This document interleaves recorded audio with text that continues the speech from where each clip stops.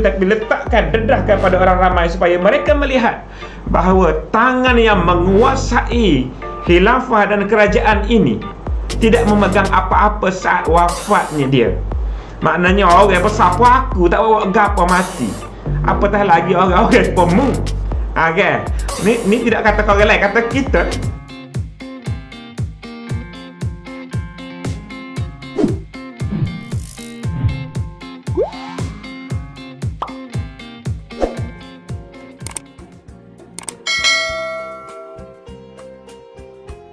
Apa yang akan kita pelajari pada malam ini ialah berkaitan dengan bahagian 3, faktor kegemilangan, kemerosotan dan juga iktibar daripada kerajaan Utsmaniyah. Jadi Ustaz rasa memang kalau tajuk-tajuk yang macam ni dibawa perbincangan seperti tajuk-tajuk lain, anak-anak susah nak mengingat.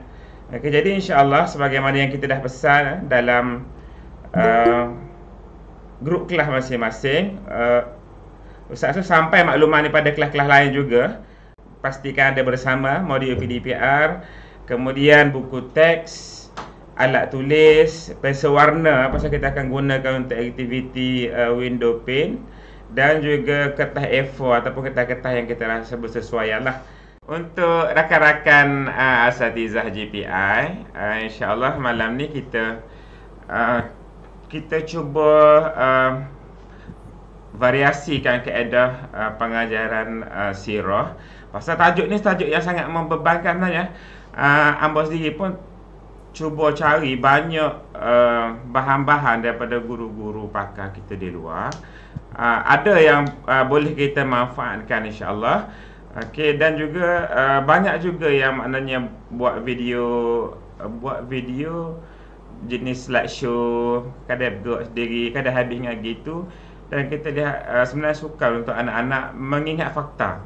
Jadi kita cuba malam ni guna kaedah Windows Paint ni, dia lebih pada kaedah grafik. Jadi pelajar belajar dengar, melihat, mendengar, bercakap dan melukis.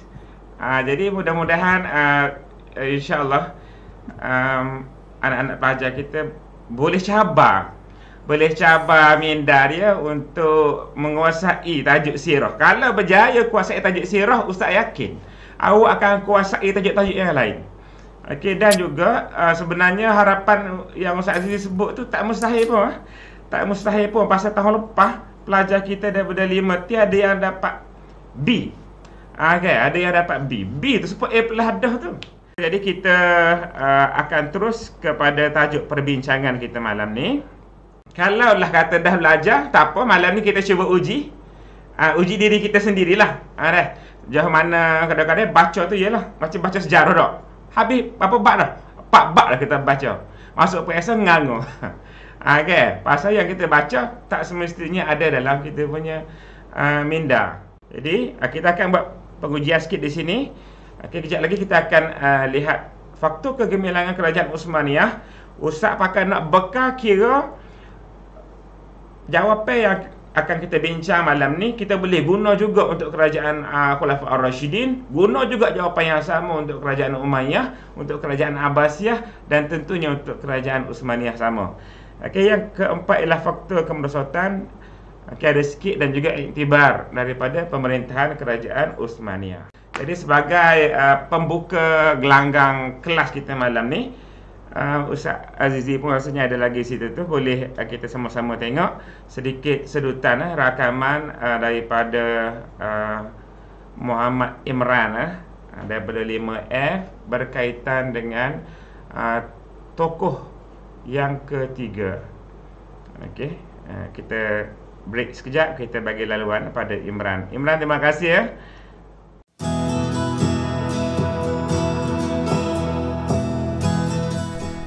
Hai, Assalamualaikum warahmatullahi wabarakatuh. Hari ini saya akan menceritakan salah seorang ketokohan sultan yang terkenal pada zaman kerajaan Utsmaniyah. Ialah Sultan Muhammad Al-Fatih bin Murad II. Beliau telah dilahirkan pada 833 Hijrah bersamaan dengan 1429 Masihi. Beliau telah hidup selama 53 tahun.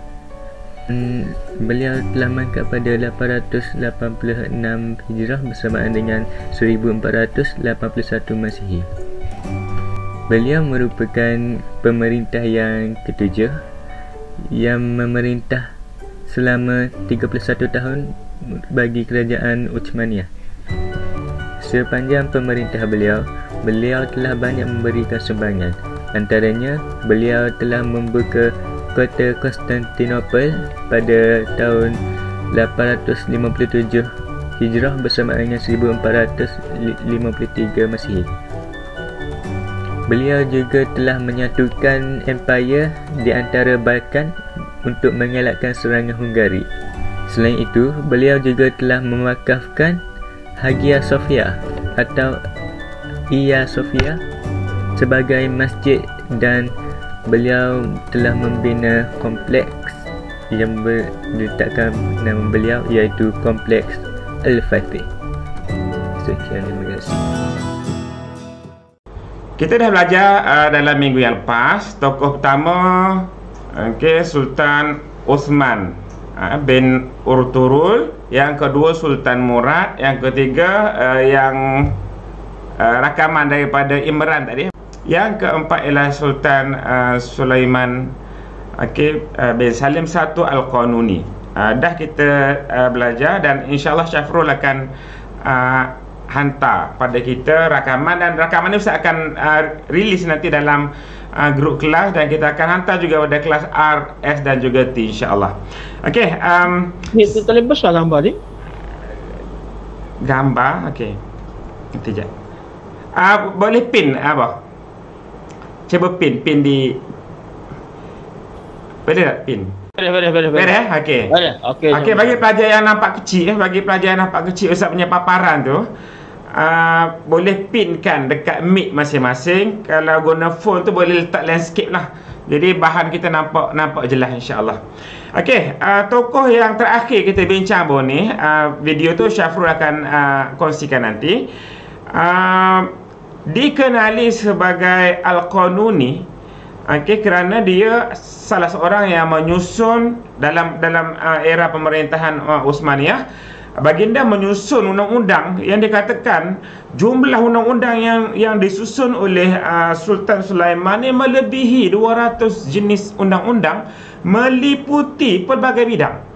Ekonomi dia ada undang-undang yang dia gubalkan. Jadi gubal undang-undang ni bukan maknanya sekadar datang daripada pemerintah kerajaan kepada rakyat, tetapi apa yang terkandung dalam syariat cuba digezetkan menjadi undang-undang. Dia lain tau kalau kita igat orang curi len ni, lepas tu kita tambah T, lepas kita ambil pisau kita nak kerak tangan, tak boleh.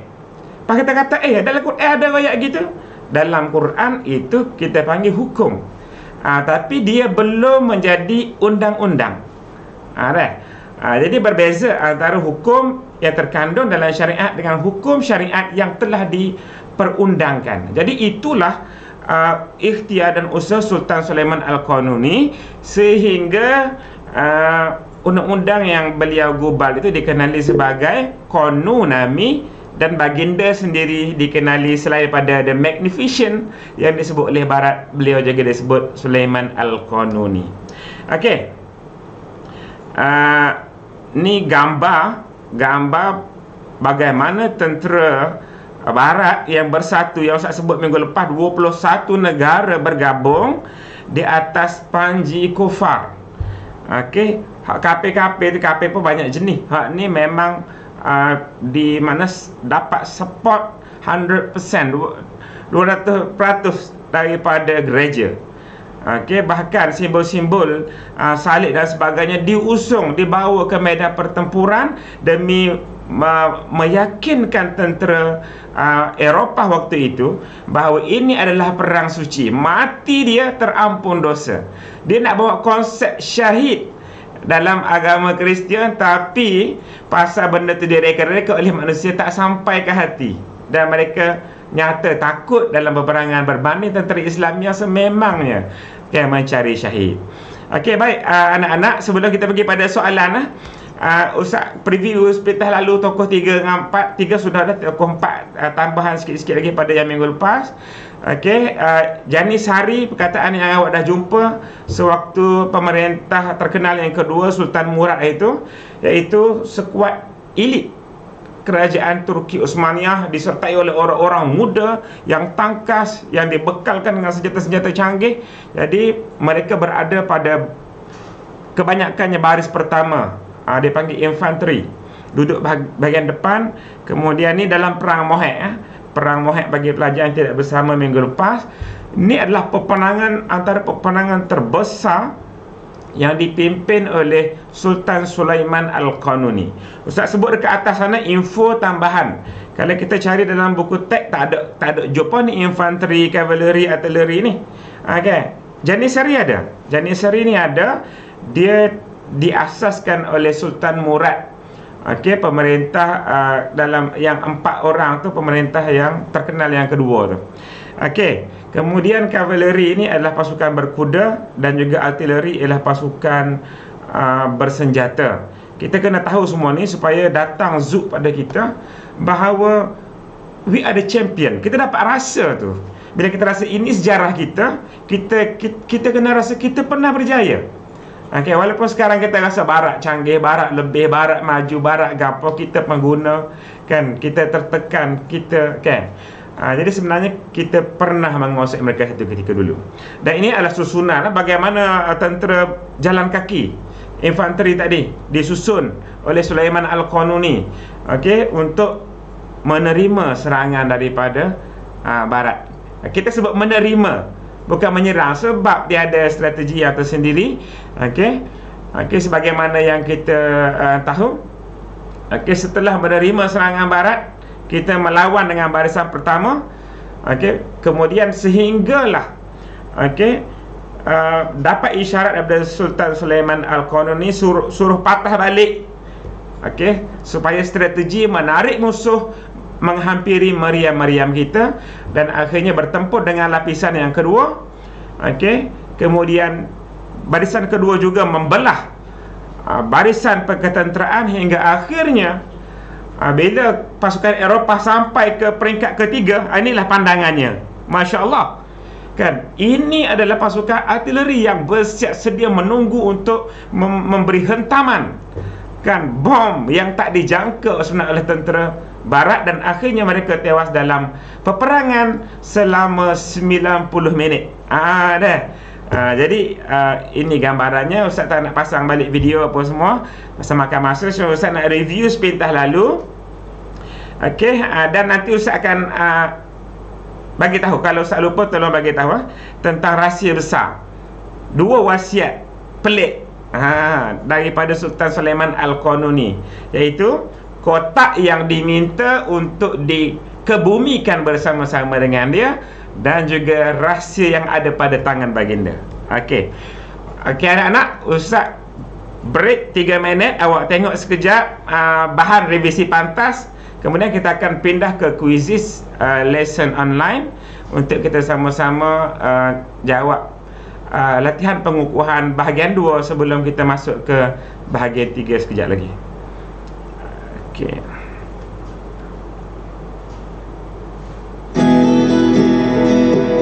Okey, kejap ni sound pun okey tak? Cuba dengar. Cuba bagi respons bagi 2 yang ni. Okey, Ustaz. Okey, beres. Pemimpin tertinggi Kerajaan Osmaniyah menggunakan gelaran Sultan menggantikan gelaran Khalifah. Sepanjang kekuasaan kerajaan ini, terdapat 4 orang Sultan yang paling berpengaruh dalam memperkukuhkan kekuasaan kerajaan ini.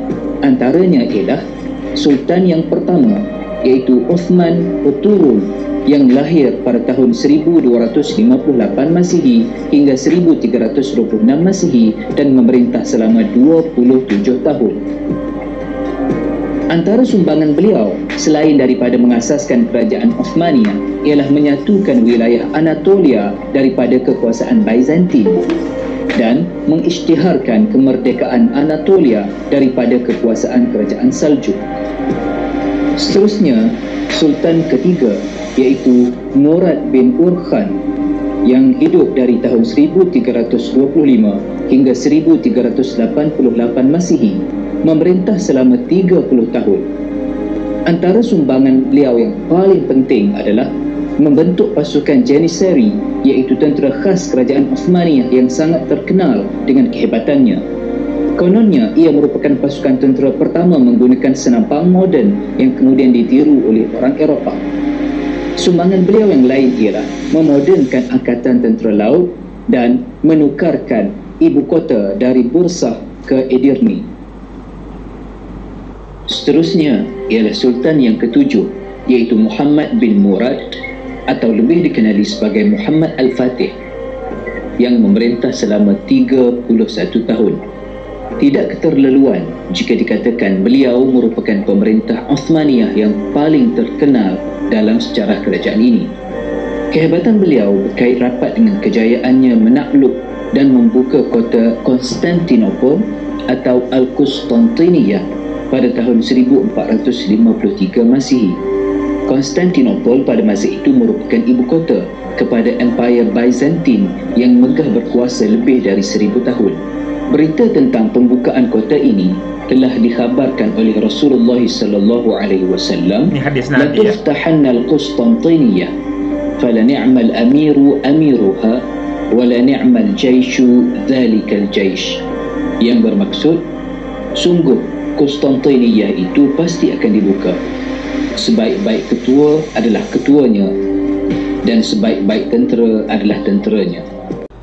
Okey anak-anak, lebih kurang preview daripada beberapa tokoh-tokoh yang kita sebut sultan, di mana zaman sebelumnya digelar khalifah, tapi zaman Uthmaniyah disebut sebagai sultan.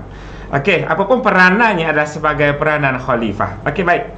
Ustaz akan sharekan di ruangan chat link untuk masuk ke lesson quizzes. So jangan left kita punya meet Jangan left kita punya meet, biarkan saja pasal awak akan terus dengar suara Ustaz. Okey.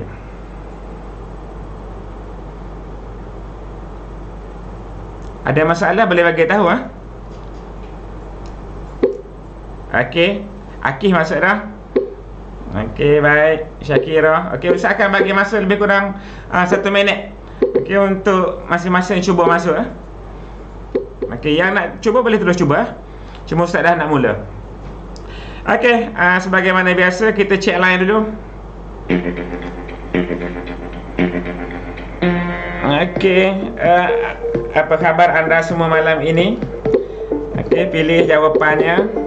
Tak ada jawapan yang salah, semua betul. Okey, itu soalannya.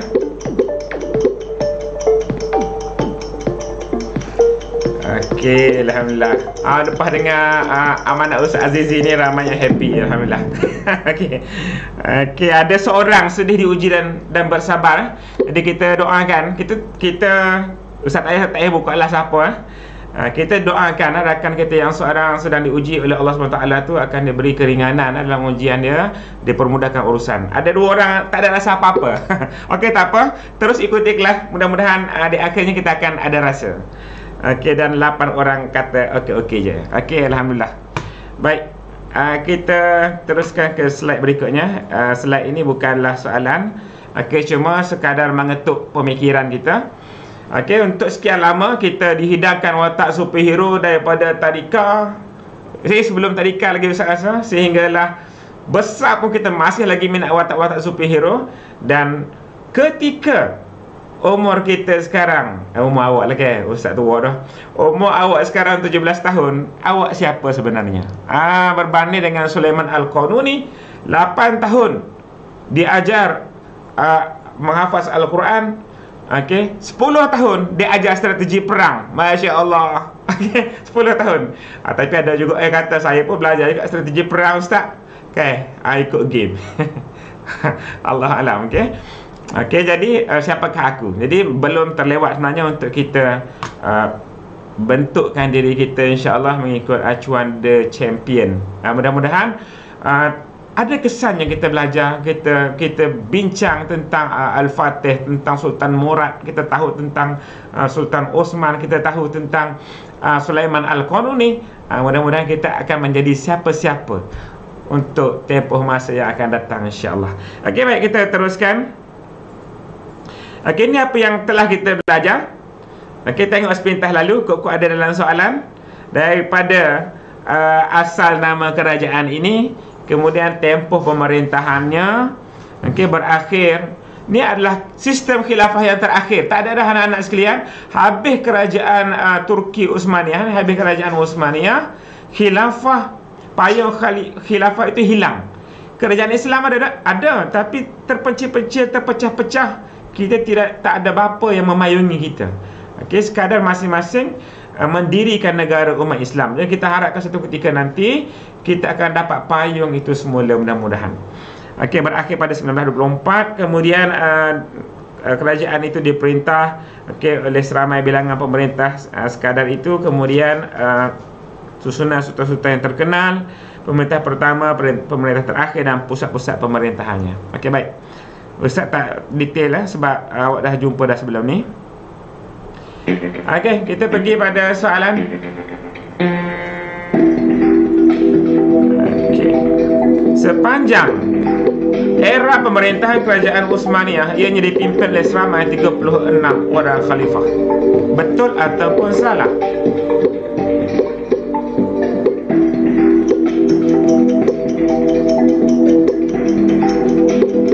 Okey, ramai sebenarnya yang join tu. Ada 30 lebih. Okey, tak apa, yang nak cuba join boleh try join lah, walaupun terlambat sikit. Baik, kita pergi tengok pada view. Alright. Syafrul. Kenapa Syafrul betul macam orang lain tapi markahnya tinggi? Sebab dia lebih pantas. Okey, ada yang menjawab betul. Okey, anak-anak yang jawab betul, tergelecah sikit je. Dia sebenarnya seramai 37. Ada 37 orang khalifah. Tempoh dia berapa lama? Dekat 600 tahun lebih. Masya-Allah, hebat. Ada lebih kurang kalau orang lah hidup 100 tahun. Generasi kita tu 7 orang. Hidup mati, barulah berakhirnya era pemerintahan kerajaan ini. Lama sangat bertahan. Okey. 37. Okey, kita pergi seterusnya.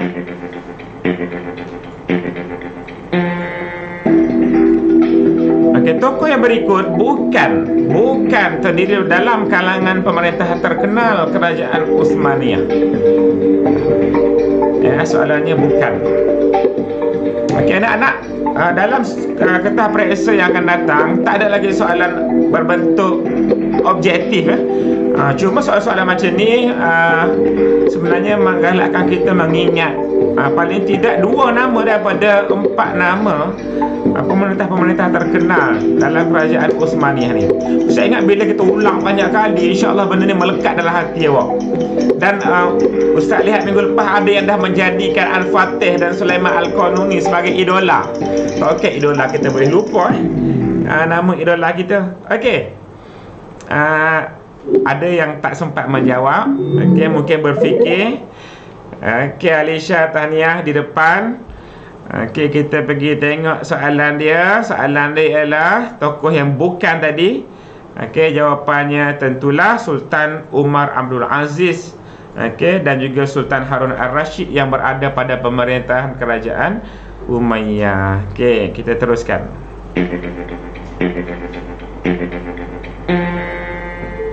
Okey. Era pemerintahan khilafah Islamiah berakhir pada tahun berapa Masihi? Okey. Okey, soalannya berbentuk subjektif. Tahun bila? Ni sangat penting. Era pemerintahan khilafah Islam yang berakhir pada tahun bila? Dia tidaklah lama sangat. Anak-anak kita sebenarnya baru je jatuh. Ada. Kita doakan mudah-mudahan kita cepat bangkit. Kita tak boleh harapkan orang lain sebenarnya. Okey, Alisha masih lagi di depan, diikuti Farah dan juga Ain. Okey, Tahniah. Kita tengok pada jawapan anak-anak. Ada yang jawab 16, tahun 16 Masihi. Okey, sekarang dah 2021 Masihi. 2021 ni dipanggil tahun Masihi ya. Okey, hak satu lagi ialah tahun Hijrah. Okey. 1923. CP. Jawapannya ialah 1924. Okey, tahniah, ramai yang betul. Okey. Bagus. Ni ada yang siap buat tahun pemerintahan start 1299 hingga 1924. Okey. Cuma tengok baik-baik soalannya. Soalannya berbunyi berakhir. Dah berakhir. Okey, ada 623, ada 1924. Okey, tahniah. Okey, kita teruskan. Okey, ada beberapa soalan je lagi sebelum kita pindah pada bahagian ketiga. Okey, menyusun undang-undang yang dikenali sebagai Konunami dan membuka Belgrade. Siapakah tokoh tersebut? Okey, bagi yang tak dapat join ke kuis ni, boleh tengok pilihan jawapan agak-agak teka sendiri. Sultan Osman Ertugrul, Sultan Murad I bin Orhan, Sultan Muhammad Al-Fatih, ataukah Sultan Sulaiman bin Salim? Okey. Okey, tahniah. Ain pula memintas di depan. Okey, ada orang duk cari mana Sultan Sulaiman Al-Qanuni. Tak ada. Okay. Tiba-tiba keluar Sultan Sulaiman bin Salim satu. Ni bukan dia ni.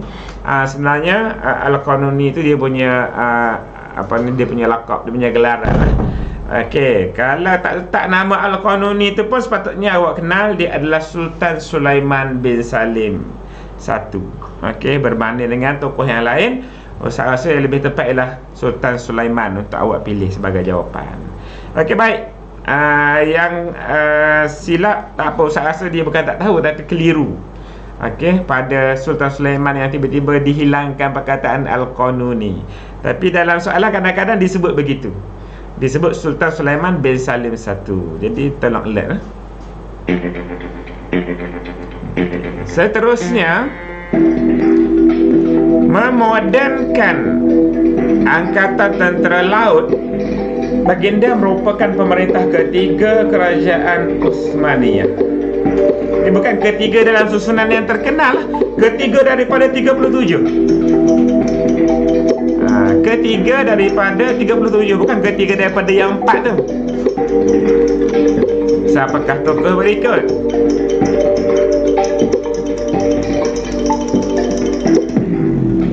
Alright, time's up. Okey, ramai juga menjawab tapi ada yang tak sempat menjawab. Okey, tahniah, Ain masih maintain 4960 markah. Alhamdulillah. Okey, 17 menjawab betul. Tahniah. Okey, yang silap saya rasa tidak ramai dah. 5 menjawab Sultan Osman.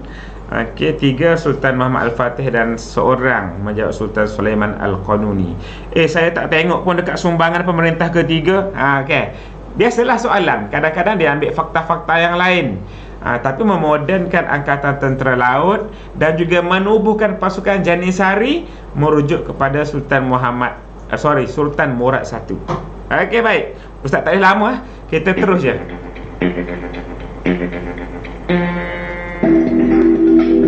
Okey, kita berada di soalan 10/13 slide.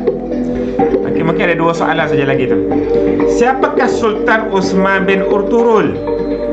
Pemerintah kerajaan umat Uthmaniyah di zaman kemuncak, tokoh yang mengisytiharkan kemerdekaan Anatolia daripada kerajaan Seljuk, pembebas kota Konstantinopel, ataukah pemerintah yang membentuk pasukan Janissary?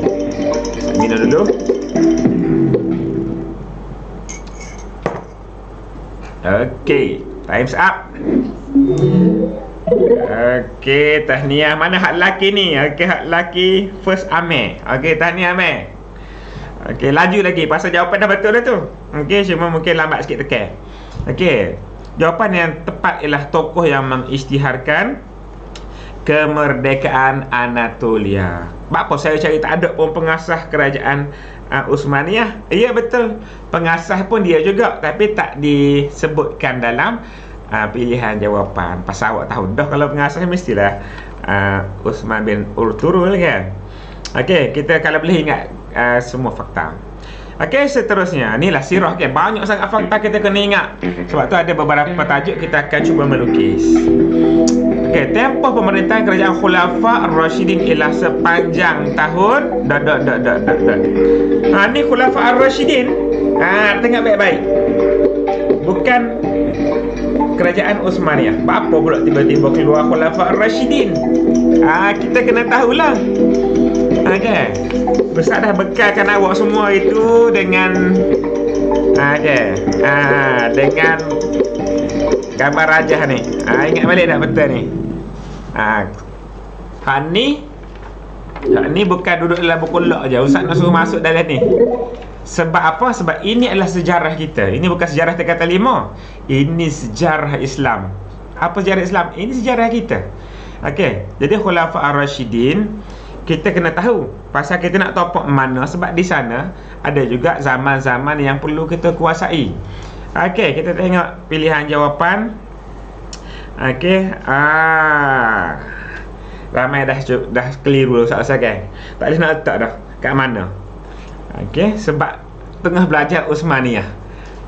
Kona sikit dekat Khulafa Ar-Rasyidin, dia teragak-agak. Jadi kalaulah kita, Ustaz-Ustaz ada kemungkinan awak tak ingat pun tarikh secara tepat kan. Kadang-kadang Ustaz-Ustaz pun mungkin tak ingat juga. Tapi kita boleh agak daripada era yang banyak ni. Kan kerajaan Khulafa Ar-Rasyidin adalah kerajaan yang kedua selepas kerajaan Nabi SAW di Madinah. Yang ketiga tu Umayyah, yang keempat itu Abbasiyah, dan yang terakhir yang kelima itu adalah kerajaan Uthmaniyah. Okey, baik, kita pergi tak silap Ustaz pada soalan terakhir kot. Okey, ni betul belakang lah. Moga soalan ngelah. Mewakafkan Hagia Sophia sebagai masjid. Pemerintah ke-7 kerajaan Uthmaniyah membuka kota Konstantinopel. Tokoh tersebut ialah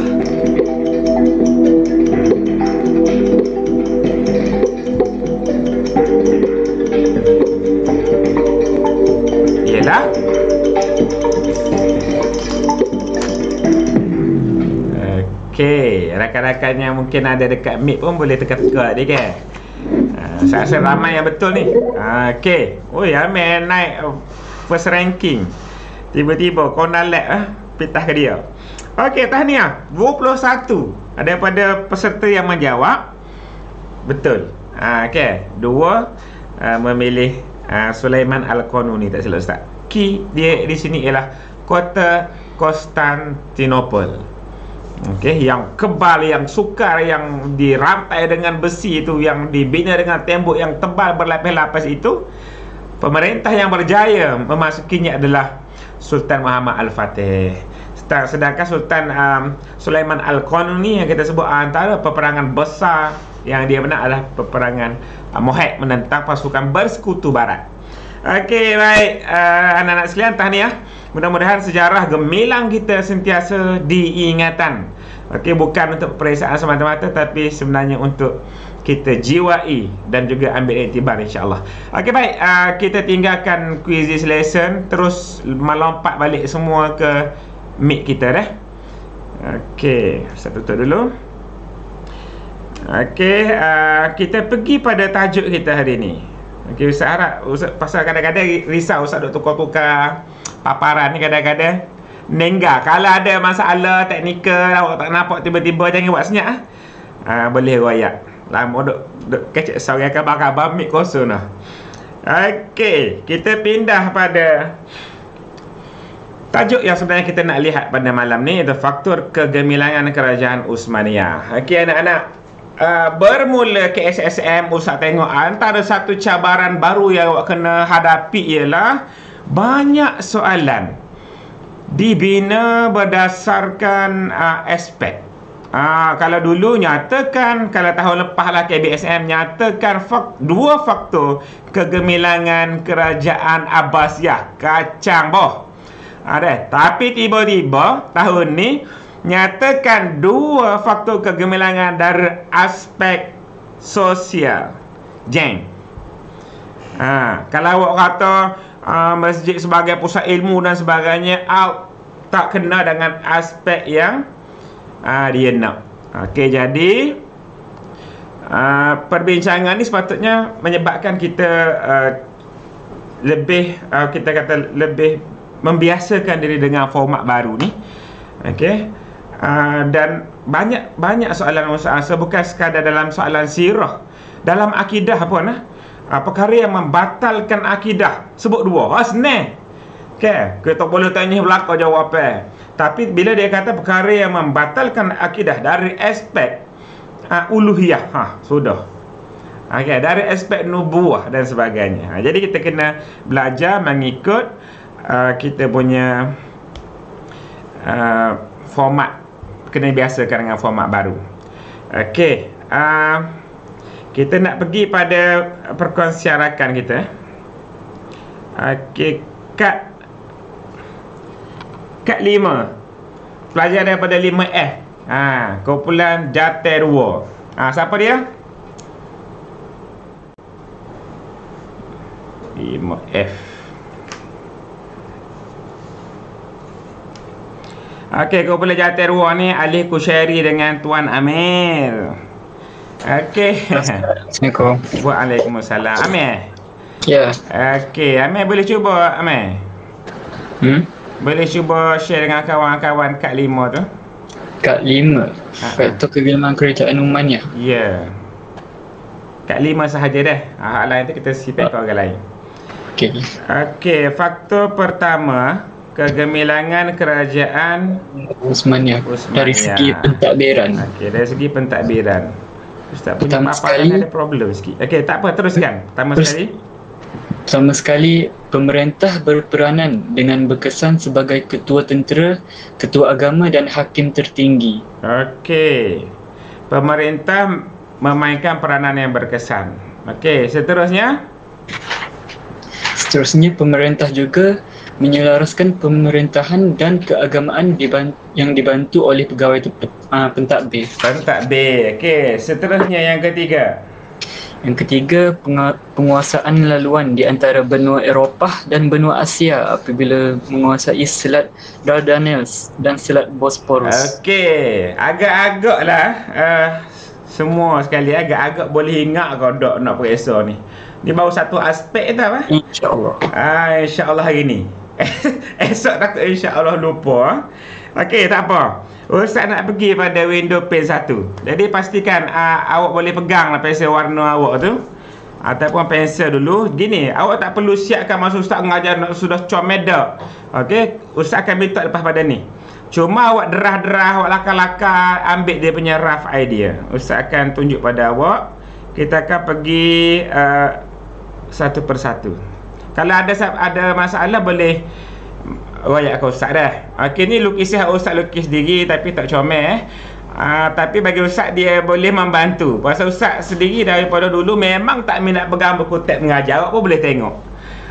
Ustaz memang tak boleh. Ustaz lebih baik Ustaz hafal malas sebelum mengajar, Ustaz tutup buku dan Ustaz mengajar. Terlebih baik, ataupun Ustaz terus refer pada Ustaz punya slide PowerPoint. Okey, anak-anak sekalian. Ustaz nak minta awak lukis simple-simple. Ni Ustaz lukis awak tak boleh bagi alasan kata saya tak pandai Ustaz. Ni Ustaz lukis sendiri. Okey. Okey, untuk bahagian pertama, awak lukis saja di tengah-tengah kertas A4 awak tu, awak boleh tulis lukis secara landscape. Awak nak lukis ke apa? Okey, awak tolong lukis mula-mula ni. Okey, tolong lukis dulu satu bangunan macam ni. Dah. Satu bangunan macam tu. Boleh ke? Sebagai lambang pada pusat pentadbiran. Okey, ini kita nak tengok daripada segi pentadbiran, pusat pentadbiran kita. Okey, jadi Ustaz bagi masa dalam 1 minit. Awak lukis je lebih kurang satu pusat pentadbiran tu. Lukis, buat petok gitu je. Buat petok gitu. Okey. Lukisan ni dia tak semestinya nak guna pembaris. Kadang-kadang tak guna pembaris comel lagi. Okey, di atas pada bangunan tadi Ustaz nak letak seorang sultan. Letak sultan kat situ. Okey, lepas tu awak bubuhlah dia punya crown. Bubuh crown ni. Okey. Kemudian ingat yang kita kena ingat sikit, sultan ni peranan dia apa? Peranan dia ketua agama. Sultan ni peranan dia apa? Peranan dia ialah ketua tentera. Dan satu lagi ialah dia adalah ketua hakim. Okey, macam Sulaiman Al-Qanuni sendiri. Okey, bagaimana dia boleh menggubah undang-undang? Tentulah dia menguasainya. Okey, dia menguasainya, memahaminya dan mengetahui perjalanan hidupnya, perjalanan hukumnya. Okey, boleh lukis sambil-sambil sambil-sambil tu Ustaz bagi seminit. Sambil-sambil Ustaz akan cerita. Okey, Ustaz akan sentuh balik kenapa Sultan Sulaiman Al-Qanuni minta supaya jika berlaku kewafatannya, tolong kebumikan aku dengan kotak ini. Ada satu kotak rahsia yang orang lain tak pernah sentuh, hanya disentuh oleh Sultan Sulaiman. Sultan Sulaiman ni awak kena ingat, Sultan Sulaiman ni ditohmah kaki betina. Dalam filem-filem barat tu awak kena beringat, ada yang dimasukkan unsur-unsur orientalis. Dia nak cuba rosakkan sejarah emas zaman Sulaiman Al-Qanuni dengan menyelitkan kisah-kisah yang tragis macam tu. Ada yang kata kaki botol. Okey, tapi kepribadian kita boleh tengok. Okey, kotak tu kotak apa anak-anak? Okey, ada dua perkara. Yang kedua, dia kata bila aku wafat, keluarkan kedua-dua belah tanganku. Keluarkan kedua-dua belah tanganku biar rakyat nampak tapak tangan dia. Okey, jadi bila dia dah wafat, waktu nak kebumikan dia, bawalah kotak sebagaimana yang diwasiatkan. Tiba-tiba tok peti dia, okey, tok peti ada namanya Abu Su'ud Afandi. Dia kata apa? Dia kata sebelum kita kebumikan dengan kotak dia, aku kira kalau kotak ini mengandungi harta, okey, dia adalah satu pencabulan pada syariat. Jadi atas kehendak syarak aku nak kita buka. Okey, jadi akhirnya dibukalah. Okey, akhirnya dibuka. Kalau kita agak gapo. Jam tangan mahal. Kalau kita nak handphone kan. Apple hak baru beli tu kalau boleh dikebumikan sekeliling kita.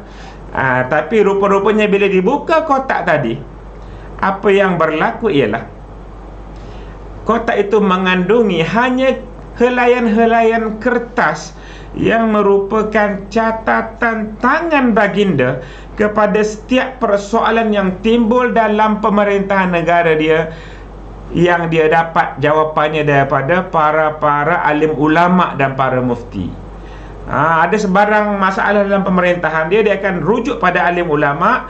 Bila mufti keluarkan fatwa, dia akan catat, dia akan simpan, dan dia nak dia punya bahan-bahan ini menjadi bukti di depan Allah betapa negara ini, kerajaan ini, khilafah ini digerakkan dengan berpandukan syariat. Itu dia mesej yang dia nak sampaikan.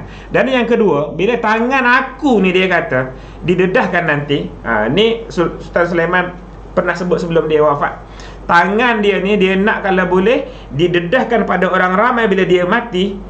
Jangan letak jagi tu, jangan susuk je bawah baju, tapi letakkan, dedahkan pada orang ramai supaya mereka melihat bahawa tangan yang menguasai khilafah dan kerajaan ini tidak memegang apa-apa saat wafatnya dia. Maknanya orang besar pun aku tak bawa gapa mati, apatah lagi orang-orang pemung. Okay. Ni tidak kata orang lain, kata kita lah. Okay. Kalau kita berasa bisa dengan Allah, bisa dengan malaikat agama. Jadi Sultan Sulaiman sampaikan mesej untuk kita semua. Tangan yang hebat ini, yang memegang kerajaan ini, yang memegang kekayaan khazanah negara ini, akhirnya menghadap Allah dengan tangan yang kosong. Okay, Masya Allah, sangat dalam dia punya falsafah. Jadi walaupun dia telah wafat, dia sebenarnya tetap hidup dalam jiwa orang-orang Muslim, insyaAllah. Okay, baik anak-anak, Ustaz rasa dah beres. Nanti kita akan soal ni. Jadi Ustaz harap lukisan ni dah settle. Okay, kita akan pindah pada slide yang berikutnya. Okay, ada apa-apa soalan? Ustaz, saya nak screenshot lukisan tu boleh tak? Boleh, tak ada masalah. Okey, cuma Ustaz sebenarnya Ustaz boleh je nak hantar dalam grup kita. Cuma untuk peringkat ni, nak screenshot tak ada masalah, tak ada halangan dah. Cuma Ustaz nak awak lukis dulu peringkat ni supaya dalam periksa kenapa semua nanti awak dapat tangkap balik. Yang aku lukis hari tu ialah mula-mula bangunan. Lepas tu nampak macam terusan macam laut. Itu apa? Mana laut itu ialah Selat Bosphorus dan juga Selat Dardanelles. Okey, ini adalah antara faktor utama bagaimana kegemilangan kerajaan Uthmaniyah ini boleh berlangsung lama. Itu sebab antaranya ialah dari sudut pentadbirannya menguasai kedua selat-selat ini yang merupakan penghubung antara Eropah dan juga Asia. Turki Uthmaniyah ni dia bukan Arab dia sebenarnya Eropah. Macam negara barat juga. Sebab tu dia mohon untuk menjadi ahli EU, Kesatuan Eropah. Walaupun dinafikan haknya apa semua untuk tempoh masa yang panjang. Okey, tapi orang tak dapat menafikan sekarang sumbangan dunia Turki pada dunia sendiri, dan mereka sedang meningkat naik. Jadi satu ketika dulu mereka menguasai Selat Bosphorus dan Dardanelles. Inilah yang menyebabkan mereka berada di tengah-tengah kawasan yang sangat-sangat strategik dan mampu bertahan untuk ratusan tahun. Okey, kalau boleh masuk dalam kepala awak dua benda tu, insya-Allah boleh kara koho. Okey, ada yang Ustaz ni Ustaz copy paste daripada, pasal nak cepat tadi Ustaz copy paste daripada Google Image.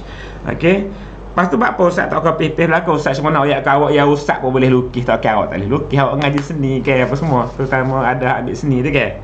Okey, lukis dan masukkan dalam minda kita. Yang nak screenshot lah, takut lupa apa semua nanti dah.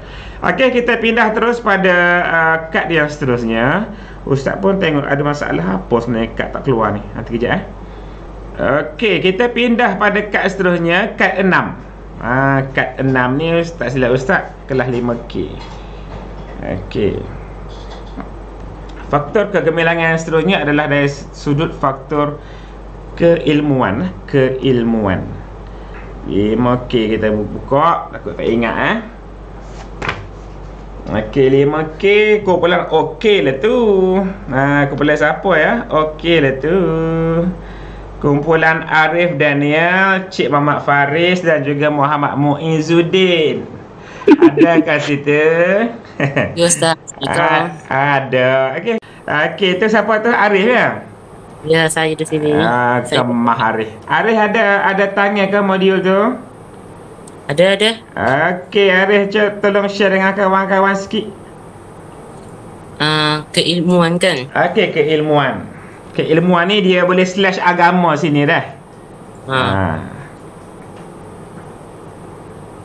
Okey, teruskan. Keilmuan. Menjadikan masjid sebagai pusat perkembangan ilmu sehingga mencapai kedudukan yang tinggi dalam bidang ilmu pengetahuan, pembangunan, falsafah, kesenian, seni, bina dan okey. Terus sekali. Kesenian, seni bina dan teknikal. Okey, semua ni Arif dengan kawan-kawan dia semua Okey, apa pun kat sini ada sebenarnya adalah subtopik dah ni. Perkembangan ilmu, pembangunan, falsafah, teknikal, seni bina. Okey, sebenarnya yang dia nak sebut dekat sini ialah semuanya berpunca daripada masjid. Jadi gini, untuk faktor keilmuan ataupun agama, faktor kegemilangan Uthmaniyah ke, kegemilangan Abbasiyah ke, kegemilangan Khulafa Ar-Rasyidin ke, semuanya awak rembat peranan masjid sebagai pusat perkembangan ilmu.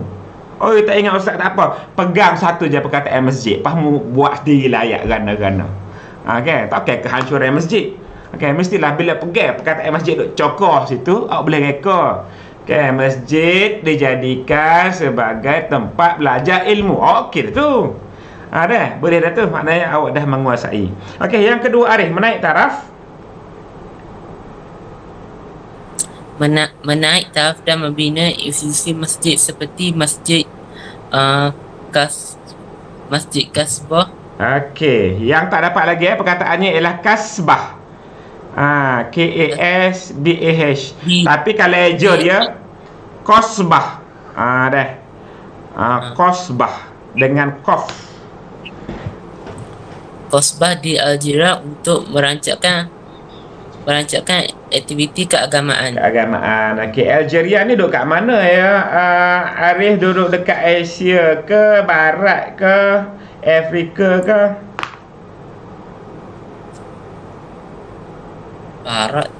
Barat.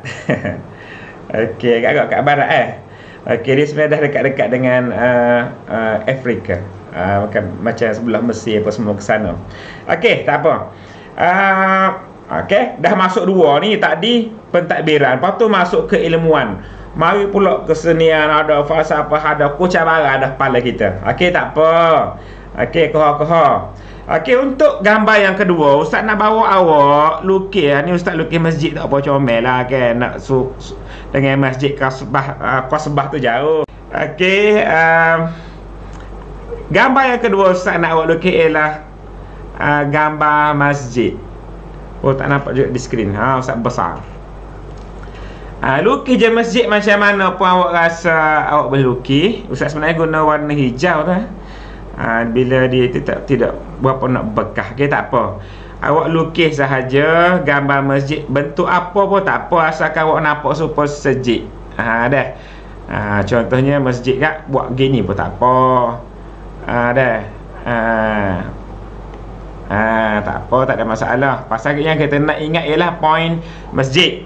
Okey, gambar yang pertama tadi kita lukis gambar bangunan, kita lukis gambar Selat Bosporus dengan Selat Dardanelles.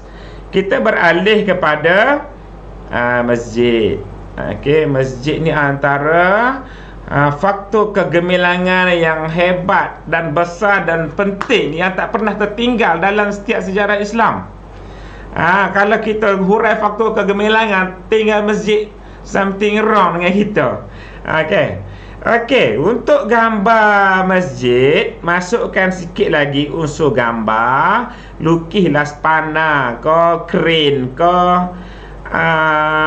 siku ke, ikut awak lah, yang melambangkan bahawa masjid itu tidak ditinggalkan. Okey, dalam keadaan usang.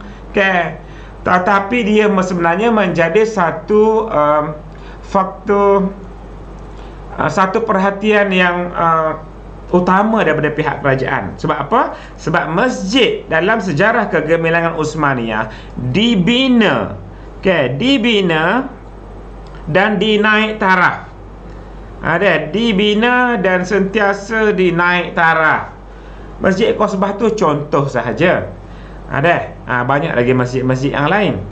Okey, jadi masukkan unsur gambar yang kedua. Okey, dengan apa yang Ustaz paparkan tu. Kena tuliskan sikit, tulislah sikit. Okey, masjid tu pusat keilmuan apa? Pusat dalam pelbagai bidang, pengajian agama, fiqh, tauhid, akidah, apa, mengaji sejid. Tu tak payah hurai panjang pasal awak tahu kan. Awak pergi masjid, awak cokah, awak dah dengar, awak mengajar fiqh, bab sembahyang, bab taharah, bab suci, bab mandi wajib. Jolalah tu. Okey, kemudian dalam bidang pembangunan, okey, bidang falsafah. Tak nampak masjid kita lah ni, tak nampak lah ni pun kita kena ikhtiarkan lah. Tapi satu ketika dulu, mana semua ni berlangsung di masjid. Okey, begitu juga seni bina bukan buat apa-apa rumah aja. Satu ketika dulu dibina dengan satu maknanya dengan merakamkan teknologi zaman itu ke dalam binaan-binaan macam masjid. Maknanya kata pergi ke masjid seolah-olah macam binaan yang paling cantik waktu tu. Okay, kalau teknologinya begini-begini, semua ada teknologi itu, seni bina itu ada di tiang-tiang masjid, kubah masjid, dinding masjid, parking masjid. Semua tu maknanya melambangkan seni bina yang semasa. Bukan kata bangunan muzium comel, kan? Rumah orang comel pergi kat sejik kat hak pelah dinding tinggal tak habis. Okay, nampak batas separuh, semin separuh. Dak. Okay. Seni bina Islam waktu tu tergambar di masjid-masjid. Itu. Okay. Sebab itulah bila naik ke Kristian, masjid kita habis jadi gereja. Okay. Sebab dengki. Okay. Dan cemburu yang keterlaluan yang ada pada mereka. Okay. Dek buat bela-bela awak nukih ni lukih. Tak comel Ustaz, saya ingat gambar tak apa betul karang. Ada betul karang. Cuma idea ni Ustaz nak sehingga awak boleh lukis lekat di kepala. Awak lukis gapo?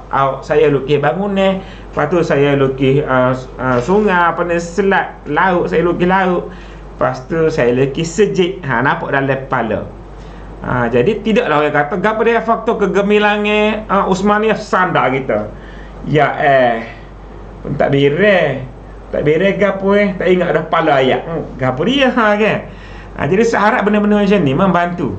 Sebab tu Ustaz cuba bekalkan benda-benda macam ni yang awak bukan sahaja boleh guna untuk zaman ini, tapi boleh guna untuk relate dia dengan zaman-zaman kerajaan yang sebelum ni. Jadi keluarlah kerajaan mana pun awak boleh buat perkaitan, insya-Allah. Jadi benda yang sama, pusat keilmuan apa semua ni kan. Dan zaman ini, zaman kerajaan Uthmaniyah ni, semua masjid, semua masjid majoritinya mempunyai perpustakaan.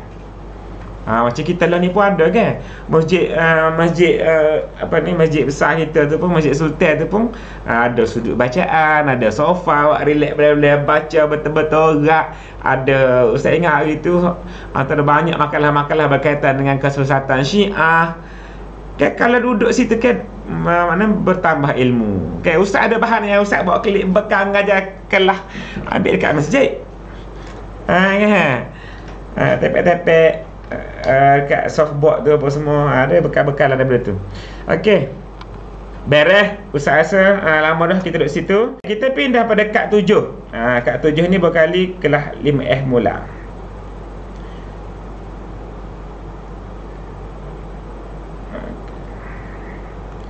Kad 7 Ain Amalin, Alisha dengan Siti. Siapa hari tu Alisha present dah. Kalau boleh Ain Amalin ataupun Siti, boleh tak? Ain ada, Siti ada? Saya Ustaz. Okey, boleh. Siapa tu? Ya. Ain. Ain, okey Ain. Lama tak dengar suara Ain. Okey Ain, terus. Faktor kegemilangan dari segi sosial. Okey. Penjagaan kebajikan rakyat menerusi bantuan kepada golongan yang memerlukan. Okey, penjagaan kebajikan tadi ya. Ain. Sosial ni gapo gak Ain? Sosial ni gapo gak? Sekali duk dengar ke jalan sosial ke apa dia maksud sosial? Macam kemasyarakatan gitu. Ya, betul. Sosial ni maknanya unsur-unsur kemasyarakatan. Okey, apa yang berlaku dalam ikatan kemasyarakatan waktu tu sampai kerajaan tu muncul, mampu jadi kerajaan cemerlang yang mampu bertahan lama.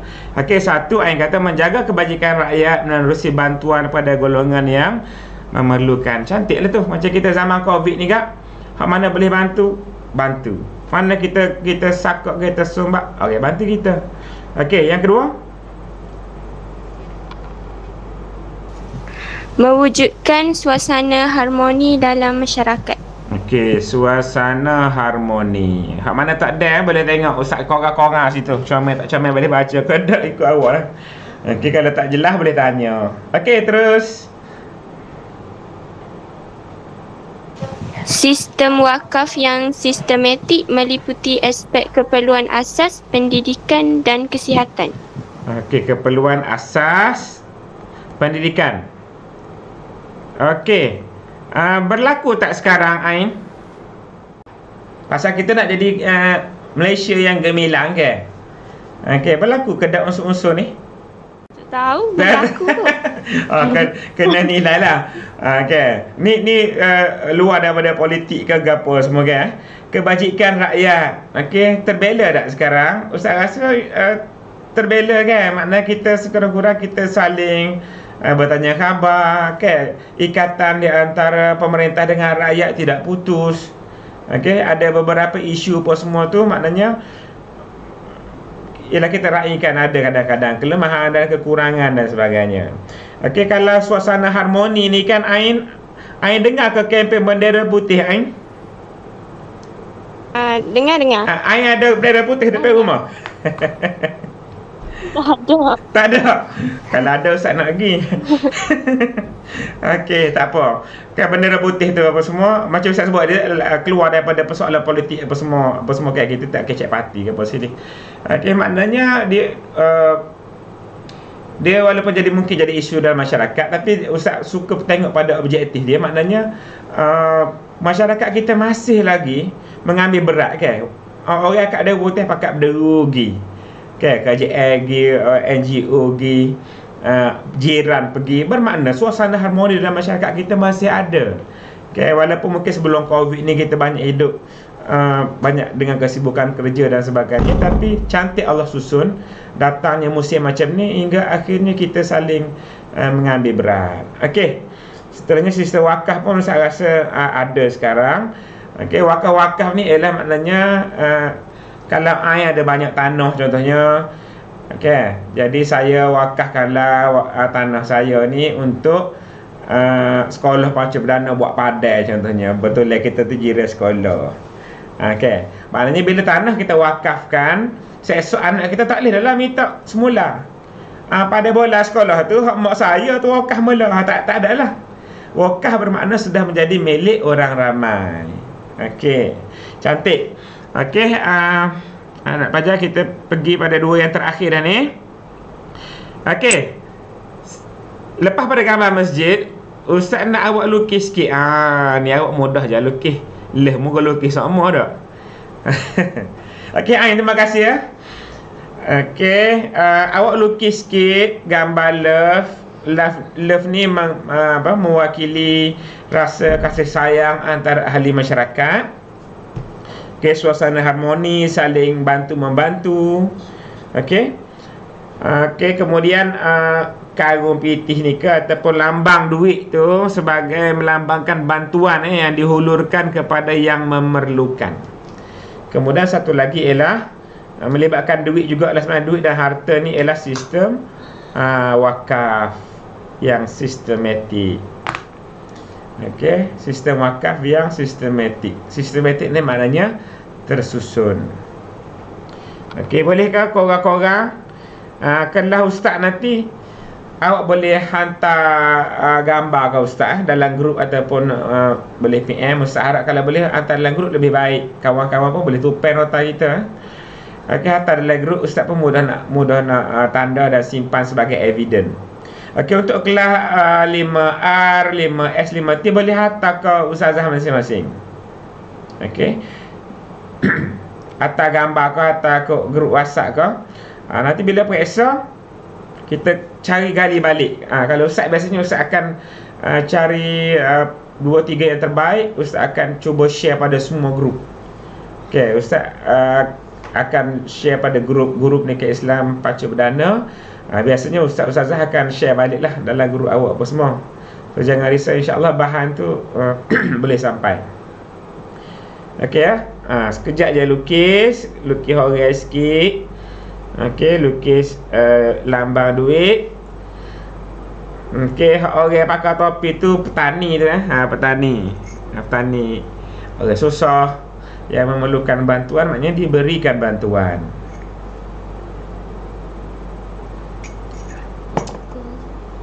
Okey, boleh ya? Ni sikit je Ustaz rasa, cepat cukup. Arif lukis siap dah Arif? Baru lukis sikit dah. Dekat left lukis dah? Baru nak lukis. Okey, lukis cepat-cepat sikit. Ustaz bagi 30 saat. Korang-korang dulu. Yang penting awak dapat idea dekat situ. Jangan lukis mata-mata tak conteng langsung. Conteng lah sikit. Okey, bantuan kepada yang memerlukan. Harmoni. Okey, ataupun kalau harmoni gapo saya tak tobik, tulislah masyarakat harmoni. Lepas tu nak susun jadi jawapan, maknanya pemimpin merancang ataupun memastikan keharmonian rakyatnya. Macam-macam kempen. Dulu kita ada kempen Satu Malaysia. Tak kira Cina, India, Melayu, kita dikatakan maknanya satu bangsa yang berkongsi tanah yang bertuah ni ke. Maknanya Cina susah, Melayu bantu, Melayu susah, India bantu. Ke. You punya roti canai, I makan. I punya nasi lemak, you makan. Okay. Jadi tu suasananya. Okay. Sistem wakaf lah, nak kena ingat sikit tu.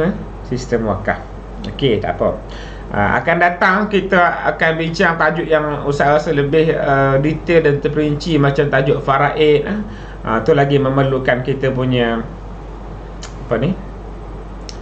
daya intelektual kita akan lebih tercabar. Tambah pula ada beberapa part yang kita kena buat calculation, kena buat kiraan dan sebagainya. Okey, anak-anak, kita pindah pada yang terakhir untuk kita punya faktor kegemilangan malam ni. Kita pindah kepada tak nampak juga sini. Kad yang terakhir untuk kegemilangan iaitulah faktor ketenteraan. Okey, faktor ketenteraan. Okey, tak ingat juga siapa. Ketenteraan ni kumpulan 2 plus 1, 5K. Siapa 2 plus 1? Okey, 5K. Ada selalu situ Okey, Aina Rafhana, Muntia dan juga Nur Syafiqah Abdul Aziz. Okey, siapa yang boleh bentang? Saya. Okey, Syafiqah. Syafiqah tak boleh buka ke video tu? Tak boleh. Tak boleh. Dapur ke? Okey, tak apa. Ada makan Maggi dak tengah malam ni, sedap juga makan Maggi. Tak apalah, bleh-bleh. Ustaz tak wui pun benarnya. Okey, Syafiqah, kita terus pada faktor kegemilangan dari aspek ketenteraan. Silakan. Semangat jihad yang tinggi dalam kalangan tentera demi mempertahankan agama dan negara. Okey, kemah jihad. Okey. Pada pandangan awak, semangat jihad yang tinggi dalam kalangan tentera ni, adakah hanya semangat ini ada pada kerajaan Uthmaniyah, tentera Uthmaniyah, ataukah nilai ni adalah nilai yang menjadi nilai bersama? Okey, semangat jihad yang tinggi ni dia dalam kalangan tentera ketenteraan Umayyah ke Abbasiyah ke, pandangan awak? Nilai bersama. Ya, betul. Okey. Sebab bukan hanya kerajaan Uthmaniyah menang perang dan sebagainya, memberi sumbangan pada tamadun dunia. Kerajaan-kerajaan lain pun. Okey, kalau kita tengok sebelum ni, kerajaan Uthmaniyah ada memperkenalkan teknologi ketenteraan zaman dia, kan? Abbasiyah apa semua pun. Okey. Jadi maknanya semangat jihad ni kita terpakai, nilai yang universal yang ada pada setiap tentera muslim. Zaman kita pun tentu ada semangat jihad, cuma level dia tinggi rendah lah, ke. Okey, terus yang kedua, menjaga kebajikan tentera dengan menyelaras sistem kenaikan pangkat. Okey, pangkat dan kelengkapan senjata. Kelengkapan senjata. Okey, baik. Okey, sistem kenaikan pangkat dia. Okey, kalaulah zaman Rasulullah, zaman Rasulullah ketenteraannya lebih kepada berbentuk macam kerahan, kan? Nabi kata kita nak perang ni. Okey, semua yang cukup syarat apa semua, okey, kita panggil terlibat dalam medan peperangan apa semua. Pendekatan itu sesuai pada zaman itulah. Okey. Tapi bila kita dah membuka wilayah Islam menjadi lebih besar, lebih luas dan sebagainya, ketenteraan ni disusun, okey, dalam satu jabatan yang apa ni, kita ingat tengok zaman Saidina Umar dulu pun dah susun dah. Okey. bidang ketenteraan, kepolisian, ada jabatan-jabatan yang khusus, ada bentuk-bentuk gaji dan kenaikan, ada allowance. Okey, jadi maknanya dia semakin canggih. Macam dunia kita sekarang lagi, dunia pendidikan yang sangat, sebenarnya bagi Ustaz sangat complicated dan maju berbanding banyak negara-negara lain. Sebenarnya kita boleh bertahan dengan sistem PDPR yang mungkin banyak kepincangan ini pun sebenarnya sudah banyak mengatasi kaedah pendidikan negara-negara yang lain. Okey, jadi kita terus bergerak maju. Kalau dalam bidang ketenteraan, maknanya unsur-unsur ini sentiasa dijaga, sehinggalah kita lihat bagaimana ketenteraan Uthmaniyah berperanan menjamin kestabilan kerajaan ini sehingga ratusan tahun. Okey, baik, terima kasih Syafiqah. Okey, kita pindah pada lukisan yang terakhir. Okey, akhir sekali lukislah bedil. Senapang ke, pistol ke, ataupun askar ke. Askar tu Syamil tu Ustaz kopi ke? Memang Ustaz kopi ni. Ini Ustaz kopi. Oh ya.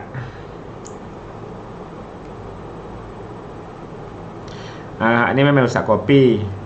Google email. Ini Ustaz lukis tu. Ni Ustaz lukis je.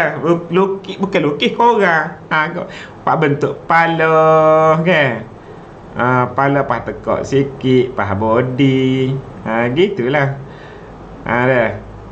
Lepas tu buat tangan dia selai sikit. Kan. Lepas tu buat kaki.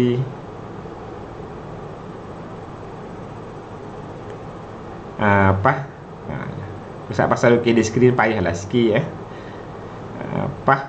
Buatlah bedil so. Kalau panjang sangat pun ni jadi penyapu pula. Pandai-pandai lah. Dah. Okey, yang penting dekat sini ialah satu perkataan jihad. Okey. Jihad. Okey, kemudian perkataan kebajikan tentera. Ini penting. Okey, kebajikan tentera dari sudut pangkat, kenaikan pangkat, dari sudut pemberian imbuhan, allowance, dan juga dari sudut persenjataan yang canggih. Askar stres juga duk main bedil bedil ketinggalan zaman. Okey, kita baru nak tarik tembok kok gada. Okey. Jadi semuanya disesuaikan dengan peredaran zaman. Okey. Cuma waktu ini walaupun senjata kita dah canggih, pasukan elit Janisari kita pun mantap, tapi dalam masa yang sama Barat datang belajar tempat kita kan. Barat datang menimba ilmu apa semua, dia bawa balik teknologi ke negara dia. Okey, dalam masa yang sama peperangan demi peperangan berlaku. Ada waktu kita menang, ada waktu kita tewas, dan akhirnya teknologi persenjataan tu berpindah ke pihak lain, berpindah ke tangan lain. Akhirnya sampai satu ketika senjata mereka melebihi kecanggihannya daripada senjata kita. Dan itu juga kalau kita lihat menjadi sebenarnya faktor kemerosotan kerajaan kita, kerajaan Uthmaniyah juga sebenarnya. Okey, boleh lukis senapai ke bedil ke. Okey, keyword kat situ ialah jihad, semangat jihad, dan juga kebajikan tentera. Lepas tu hak lain, kalau awak dapat pegang perkataan keyword, insya-Allah dia akan datang sikit demi sikit demi sikit. Supaya dengan tokoh tokoh sultan terkenal tu, awak kena ingat tokoh satu, dua sumbangan sekurang-kurangnya. Sultan Murad satu, perkemah dan mempermodernkan angkatan tentera laut, kemudian menubuhkan pasukan elit Janisari. Contohnya, paling-paling tidak kena ingat dua. Okey. Kurang nampak bila Ustaz guna warna hijau. Okey, tak apa. Tu nampak dah tu tulisan jaga kebajikan tentera. Okey, berkali ni skrin ni dia ada apa? Dia ada apa tu dia panggil? Green screen menyebabkan warna hijau dia marah, kena tukar color lain Ustaz Fahni. Okey, jaga kebajikan tentera. Yang atas tu ialah pangkat. Nampak ke di skrin awak? Nampak. Dah, bolehlah nampak uduh-uduh dah. Okey, yang atas tu pangkat, yang bawah sikit tu ialah imbuhan. Okey, dan yang terakhir ialah senjata. Okey, awak ingat dulu kan kita pernah melukis juga untuk tajuk sirah. Ustaz pasal sirah-sirah ni, pasal ustaz sendiri pun memang ustaz nak kena ngapa, nak ngajar. Jadi ustaz banyak menggunakan kaedah grafik, lukisan visual ni. Pasal ustaz percaya pada kajian yang menyatakan bahawa kita punya sistem biologi kita lebih menyenangi nota grafik berbanding dengan nota-nota dalam bentuk tulisan. Okey, Ustaz nak pilih seorang kejap lagi. Nak minta dia tolong tutup bahan. Okey, nak suruh dia ingat dalam kepala dia je.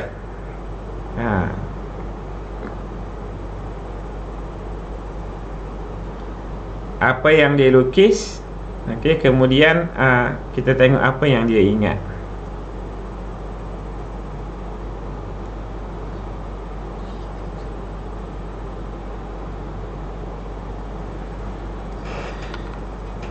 Okey. Ada apa-apa soalan nak setakat ni? Tak ada Ustaz, tak ada. Tak ada. Tak ada. Okey, kemah. Tak ada Ustaz. Lepas ni kita boleh soalan. Okey. Dia ada. Okey, dia ada. Okey, tu sekadar lukisan yang Ustaz nak paparkan malam ni. Okey, kemudian sikit dah. Ustaz minta maaf, Ustaz punya skrin ni ada masalah sikit. Pasal Ustaz punya go to external hard disk tadi cabut. Jadi bila cocok semula, selagi tak restart dia ada problem. Okey. Apa yang Ustaz paparkan di skrin sepintas lalu ialah faktor kemerosotan kerajaan Uthmaniyah pula. Okey, jadi tulisan background gambar teknologi ketenteraan tu pasal dia warna hijau pun dia jadi hilang. Okey, tapi tak apa. Ustaz nak paparkan. Jadi kumpulan yang terlibat dengan tajuk ni kumpulan Syah Maina. Okey, kumpulan Aisyah apa semua, tapi tak apalah Ustaz rasa tajuk ni kita boleh buat perkaitan selalu dengan faktor kegemilangan tadi. Okey, Ustaz kira cover selalu. Lepas ni kita pergi pada soal jawab. Okey, ni kira page yang terakhir. Faktor-faktor kemerosotan. Tadi kita lihat faktor-faktor kegemilangan. Ustaz harap dah melekat dalam kepala awak gambar bangunan yang di atasnya ada seorang pemerintah yang berkesan, yang menjadi ketua agama, ketua tentera, ketua hakim. Dan ada di sana lautan yang mengingatkan awak pada Selat Dardanelles dan juga Selat Bosporus. Ustaz boleh ingat tak? Awak tak ingat? Okey, yang merupakan jalan perdagangan antara Eropah dan juga Asia. Kemudian kita bergerak kepada gambar yang kedua. Gambar apa? Kau kena tengok lukisan lagi. Ustaz suruh awak lukis tu bukan nak suruh lukis kat kertas je semata-mata. Nak suruh ingat dekat dalam masjid. Yang kedua ialah gambar masjid. Masjid apa? Masjid ialah pusat perkembangan ilmu. Ilmu tentang kesenian ke, falsafah ke, agama ke. Pandailah kita hurah. Dan yang kedua, masjid sentiasa diberi perhatian oleh pemerintah. Okey, sama ada dia sentiasa naik taraf dia, okey, ataupun masjid-masjid baru akan dibina. Kemudian kita ada gambar apa yang ketiga? Gambar duit. Okey, gambar duit, gambar love yang melambangkan sistem sosial yang menyokong kecemerlangan, kegemilangan kerajaan Uthmaniyah ni yang susah dibantu. Kemudian sistem wakaf berjalan dengan baik, sistematik, ramai yang nak menderma, yang nak berwakaf, disusun dengan cantik. Ada yang mewakafkan duit, harta, tanah untuk pendidikan dan sebagainya. Okey, kemudian gambar yang terakhir ialah tentera. Tentera melambangkan bahawa ketenteraan zaman itu bukan calang-calang sebagaimana 100,000 tentera Sulaiman Al-Qanuni menewaskan 200,000 sekali ganda tentera daripada kerajaan 21 kerajaan barat. Okey, gah macam itu pun sunnatullah. Okey, yang di atas pastinya ada ketika akan berada di bawah. Dan yang di bawah jangan terlalu lama berduka, sebab kita kena ikhtiar dan usaha supaya kita kembali di atas. Okey, jadi ada juga faktor kemerosotan dari sudut pentadbiran dan sudut politiknya. Bila dah mewah, maka berlakulah persaingan politik dalaman istana, rebut jawatan di kalangan putera-putera raja untuk menjadi as-sultan.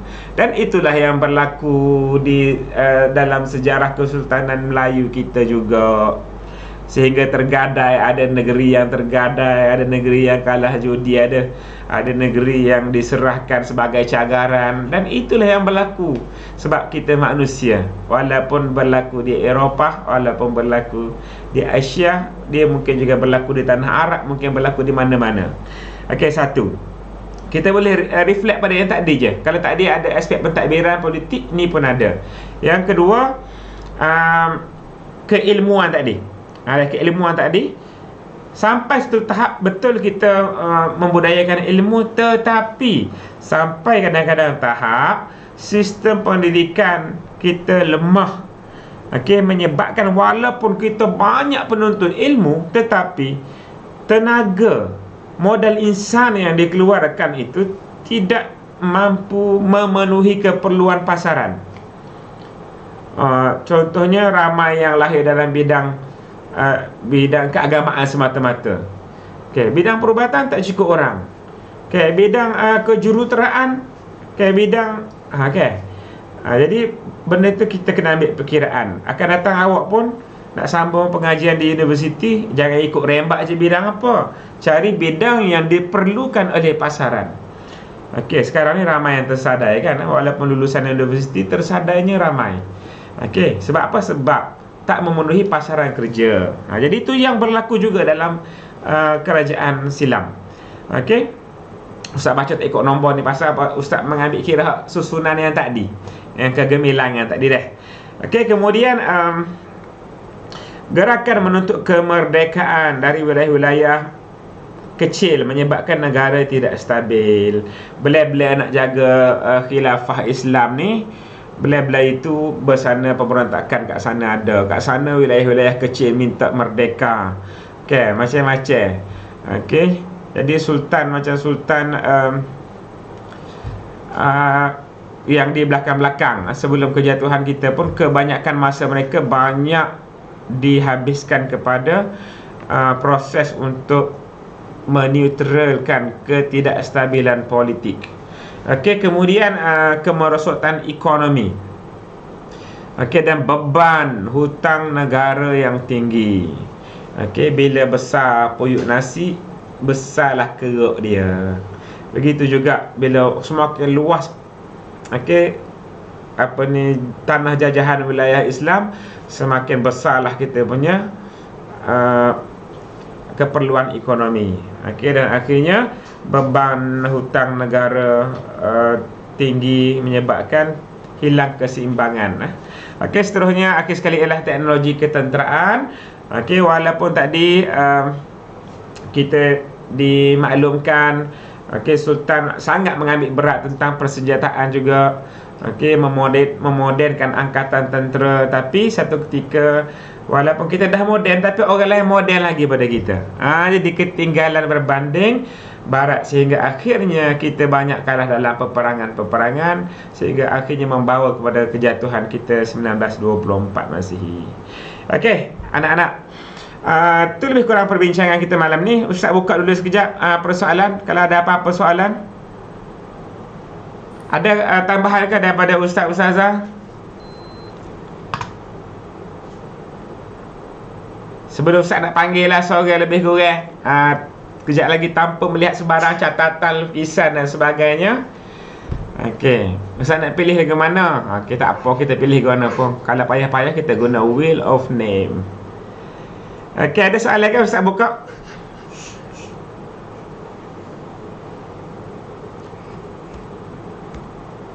Tak ada. Tak ada. Baik.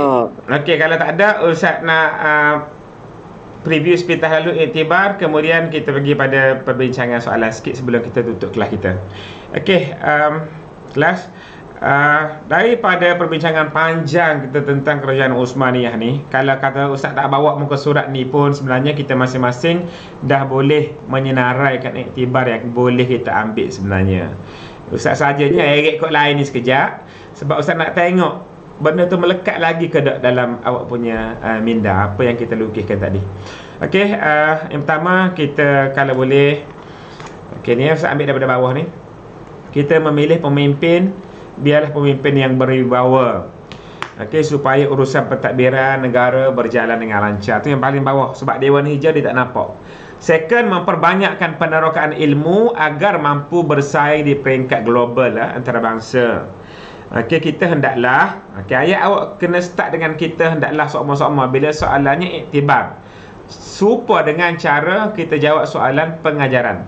Okey, yang ketiga ialah kita hendaklah menghayati semangat cintakan negara agar rela berkorban. Okey, dan mempertahankannya daripada serangan musuh. Okey, ini semua ayat-ayat yang kita boleh, saya ingat kita boleh buat sendiri. Kita hendaklah berpegang pada ajaran Islam supaya hidup diberkati Allah sebagaimana tokoh-tokoh okey dan rakyat mereka sebelum ini pun okey yang boleh bertahan lama kerana mereka berpegang dengan syariat Allah, kemudian menolak campur tangan asing untuk menjaga kedaulatan negara. Baik macam mana pun orang luar, mereka pasti ada kepentingan diri mereka yang mereka perlu penuhi. Okey anak-anak sekalian, dah tak ada soalan apa semua tadi. Ustaz nak pindah pada part akhir kita. Tengok sepintas lalu. Okey, ni bentuk-bentuk soalan yang mungkin keluar. Dah tak ada soalan objektif dah tak ada soalan objektif. Okey. Soalan macam ni pun saya rasa masih lagi peringkat aras pengetahuan rendah. Mungkin dah tak banyak keluar, tapi inilah antara bentuk soalannya. Ceritakan sejarah kerajaan Uthmaniyah secara ringkas. Okey, awak boleh cerita dalam banyak aspek. Biasanya markahnya adalah 4. Boleh cerita tentang bagaimana kerajaan ini diasaskan, namanya diambil sempena nama apa, berapa ramai khalifah yang memerintah dalam kerajaan tersebut, apa nama-nama tokoh-tokoh penting dalam sejarah tu, boleh ceritakan secara ringkas. 4 markah. Okey, padankan sumbangan yang tepat diberikan oleh pemerintah berikut. Okey, boleh Ustaz nak pilih? Okey, Ustaz baru boleh tengok tu. Baru boleh tengok ruang chat awak Okey, ada yang kata kurang nampak tulisan. Okey, tak apa, nanti Ustaz hantar balik dalam kita punya grup. Ustaz tak hantar awal tadi sebab takut awak tak faham step-step dia apa semua. Ustaz pergi satu tahap demi satu tahap, step by step. Okey, kemudian budak baru. Okey, kemudian ada happy birthday Leme. Leme mana sama birthday malam ni? Kalau betul happy birthday Leme, panjang umur, murah rezeki. Okey. Baik. Okey, Ustaz nak pilih nama sekejap Okey, kejap. Budak baru Ustaz. Budak baru mana? Tadi Ustaz ayat budak baru tadi. Ustaz baca dalam chat je. Ngega itu. Okey, tak apa, Ustaz nak pusing sekejap ke ni? Nak ambil seorang?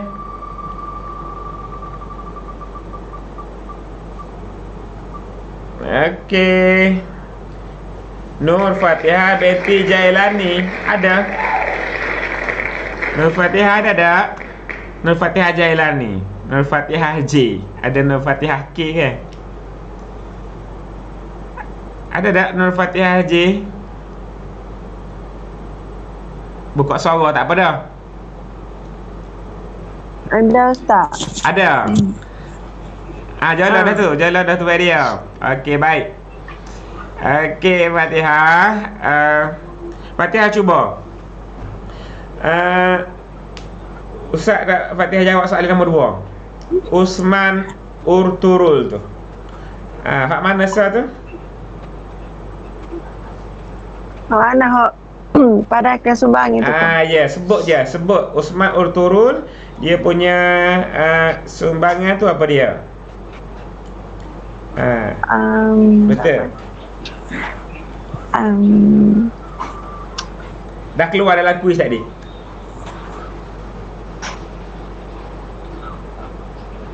Kalau salah jangan marah. Tak marah. Kalau marah tak boleh buat apa juga. Membuka kota Konstantinopel. Okey, baik. Apa kataan buka ni Fatihah nama apa Fatihah dah. Okey, Fatihah ni maksud dia apa? Cahaya pembuka kan? Okey. Okey, Fatihah ni ialah pembukaan. Okey. Fatih ialah pembuka. Okey. Untuk akan datang Fatihah ingat Fatih dah. Fatihah ingat Fatih yang membuka kota Konstantinopel ni ialah Muhammad Al-Fatih. Okey, jadi ada 3 lagi jawapan yang Fatihah boleh pilih untuk Usman Urturul.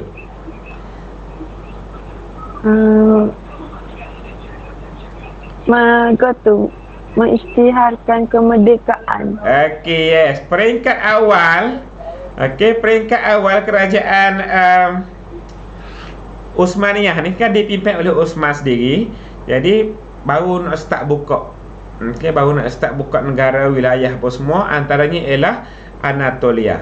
Okey, mengisytiharkan kemerdekaan Anatolia daripada kerajaan Seljuk. Okey, baik. Terima kasih Fatihah. Okey, jawapan lain ialah Murad 1 menjadikan Ardin sebagai ibu kota. Kemudian Muhammad Al-Fatih tadi membuka kota Konstantinopel dan Sulaiman Al-Qanuni membuka Belgrade. Okey. Hak ni hak kait dengan hak kait dengan gambar yang kita lukis tadi. Okey, Ustaz nak nama yang kedua. Okey, nama Fatihah J kita buat dah, tak ada masalah. Kalau kena ke dia pun kita pilih orang lain lah. Okey. Okey. Siti Maisarah. Oh, tu orangnya. Okey. Siti Maisarah ada? Tak ada Ustaz. Tak ada. Okey, tak boleh join balik. Tanya slow. Okey, tak apa. Ustaz pun tak ada nak baca dah WhatsApp bila dah start kelas. Okey, baik tak apa Siti Maisarah, kita reserve soalan lain ke dia nanti. Okey, seterusnya Syafrul ada musyakah. Di malam ni dia masuk ke tak? Tadi ada urusan kat ni. Tu ada Syafrul ke? Syafrul? Ada Ustaz. Ada, yeah. Okey, Syafrul cuba tutup Syafrul punya lukisan tadi dah. Tak payah merujuk pada lukisan. Okey, Ustaz nak Syafrul jawab soalan nombor 3-1. Kegemilangan kerajaan Uthmaniyah. Terangkan 2 faktor kegemilangan kerajaan Uthmaniyah. 4 markah. Pemerintahan berperanan dengan berkesan sebagai ketua tentera. Okey, ketua agama. Baik. Okey, pemerintah menjalankan tugasnya secara berkesan, peranan yang berkesan sebagai ketua ke apa, Syafrul? Ketua ke apa? Ketua tentera. Lagi? Ketua agama. Ingat sekali lagi. Hakim tertinggi. Hakim tertinggi ataupun ketua hakim. Okey, jadi peranannya dimainkan oleh Amir Khalifah sehingga menyebabkan kerajaan cemerlang dan gemilang. Okey, satu lagi. Syafrul. Ada tak faktor kegemilangan yang awak ingat selain daripada pemimpin yang berkesan? Pemerintah menyelaraskan pemerintahan dan keagamaan dibantu oleh pegawai pentadbir. Okey. Yang kita lukis aura LED dekat bawah, dekat dalam bangunan tu juga ialah maknanya segala penyelarasan pentadbiran dengan urusan keagamaan dia join sekali. Apa yang bawa buat Salib buat masa tu ialah dia nak pisahkan keagamaan daripada pentadbiran, sedangkan kita orang Islam kita gabungkan antara pentadbiran dan juga keagamaan diselaraskan dengan baik, ada diuruskan oleh pentadbir-pentadbir yang dilantik oleh kerajaan dengan berkesan. Okey. Baiklah, saya rasa sekadar itu untuk malam ni. Okey, terima kasih semua atas penyertaan. Jadi Ustaz harapkan apa yang Ustaz Azizi sebut tadi, okey, maknanya menjadi kita punya panduan, insya-Allah sebuah sedikit. Okey, harapan dia sebenarnya dia ada sebut juga pada Ustaz, Panca Perdana ni boleh dilonjakkan lagi. Okey, boleh dilonjakkan lagi. Okey, di samping kita usahakan supaya ramai di kalangan kita yang lulus cemerlang, okey, kita pun nak usaha supaya ramai rakan-rakan kita ni yang 20-30 orang gagal ni, kita nak tolak bagi lulus. Sekurang-kurangnya bagi lulus. Okey, supaya calon-calon pendidikan Islam ni, calon-calon ketah agama ni sekurang-kurangnya lulus, okey, dalam peperiksaan, insya-Allah. Jadi ini tugas kita bersamalah. Jadi ustazah ada peranan yang kami perlu pikul, dan para pelajar pun saya rasa semua ada tanggungjawab sendiri. Kita tak disuruh berperang seperti ketenteraan zaman silam, tapi kita ada senjata, kita ada kalam, ada pensel untuk kita perjuangkan. Tapi bukan setakat ketah periksa lah kehidupan kita, insya-Allah. Okey, jadi akhirul kalam. Sekali lagi terima kasih juga pada GPI, Ustazah, Ustaz Izani juga yang ada kat situ. Okey, selama kita bersama malam ni. Jadi mudah-mudahan Allah terima segala-galanya sebagai majlis yang penuh dengan keberkatan. Kita tutup majlis kita malam ni dengan tasbih kafarah dan suratul As. Bismillahirrahmanirrahim. Subhanakallah wa bihamdika asyhadu an la ilaha illa anta astaghfiruka wa atubu ilaik. Wal 'asri innal insana lafi khusr illa alladziina aamanu wa 'amilus shalihat wa tawassaw bil haqq wa tawassaw bis sabr. Allahumma amin. Okey, sekadar itu dulu untuk malam ni. Terima kasih semua. Wallahu alam. Okey, sama-sama. Terima kasih Ustaz. Okey, sama-sama. Budak baru. Terima kasih Ustaz. Budak baru pun. Terima kasih Ustaz. Okey, sama. Berapa? Berapa? Lemah, happy birthday lemah. Lemah, happy birthday. Patut nyanyikan lemah tak? Oh, Yusra apa? Ya, sama-sama. Baik dia. Okey, beres. Okey, Ustaz dulu ya. Assalamualaikum. Nyanyi kali merang.